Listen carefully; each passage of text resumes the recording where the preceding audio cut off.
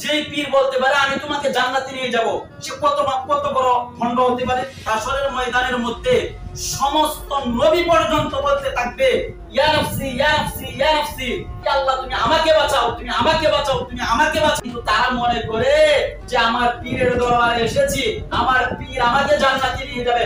আরে বেটা, তোর পীর জান্নাতে যাইতে পারবে কিনা এটারই তো গ্যারান্টি নাই। সে কিভাবে জানলো সে জান্নাতে যাইতে পারবে?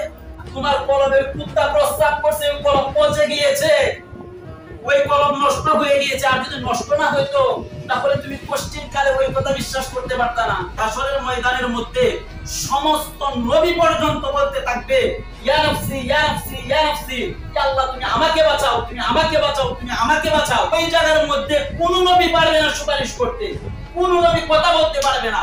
সমস্ত নবীদের জন্য সুপারিশ করবে আমার নবী।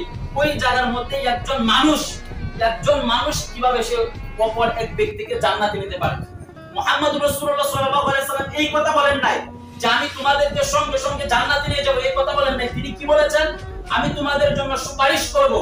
আর যে ব্যক্তির জন্য মুহাম্মদ রাসূলুল্লাহ সাল্লাল্লাহু আলাইহি ওয়াসাল্লাম সুপারিশ করবেন ওই ব্যক্তির জন্য জান্নাত ওয়াজিব। এখন আমাদের সমাজের পীরেরা আমাদেরকে কি বলে?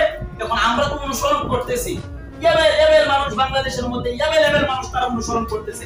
আসলে তারা কোরআন বুঝে না। যদি কোরআন বুঝতো, যদি সুন্নাহ বুঝতো, যদি হাদিস বুঝতো, যদি ইজমা বুঝতো, যদি কিয়াস বুঝতো, যদি ফিকহ বুঝতো, তাহলে তারা পীরের অনুসরণ করতো না। এখন আপনার পীর আপনাকে বললো বাবা তোমার নামাজেরও প্রয়োজন নাই, তোমার রোজারও প্রয়োজন নাই, তোমার হজেরও প্রয়োজন নাই, তোমার যাকাতেরও প্রয়োজন নাই, তোমার পর্দা পুশিদার প্রয়োজন নাই। তুমি দরবারে আসবা, তোমার বউকে দরবারে নিয়ে আসবা, তোমার মেয়েকে দরবারে নিয়ে আসবা, তোমার আম্মাকে দরবারে নিয়ে আসবা।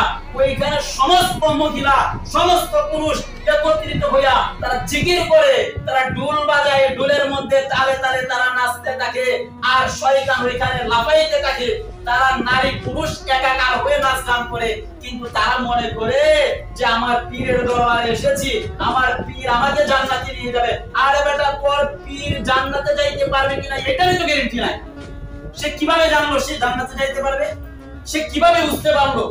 দুনিয়াতে থাকা অবস্থায় কোনো ব্যক্তি বলতে পারবে না যে আমি জান্নাতি, আমি জান্নাতে যাইতে পারবো। কোনো ব্যক্তির পাওয়ার নাই, ওই পাওয়ার কোনো ব্যক্তিকে দেওয়া হয় নাই, একমাত্র নবীগণকে দিতে পাওয়া। আর মুহাম্মদ রাসূলুল্লাহ সাল্লাল্লাহু আলাইহি ওয়াসাল্লাম 10 জন সাহাবীকে সার্টিফিকেট দিয়ে গিয়েছেন।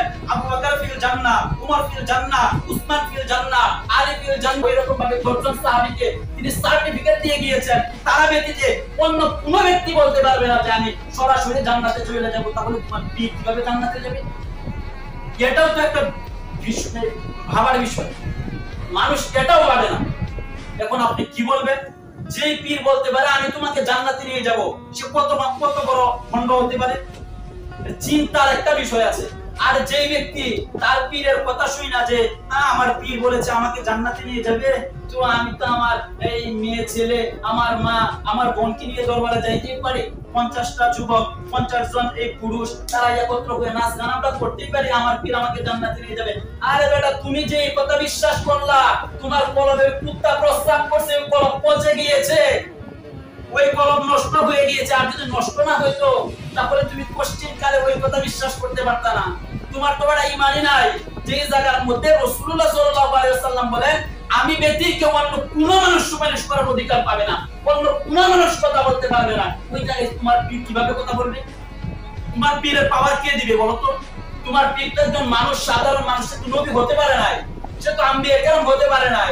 সে একজন মানুষ, কিভাবে তার এত বড় পাওয়ার হতে পারে? আসলে ভাবার বিষয় এটা আমাদের। আসুন আমাদের যাদের মেয়ে ছেলে ভাই বোন আত্মীয় স্বজন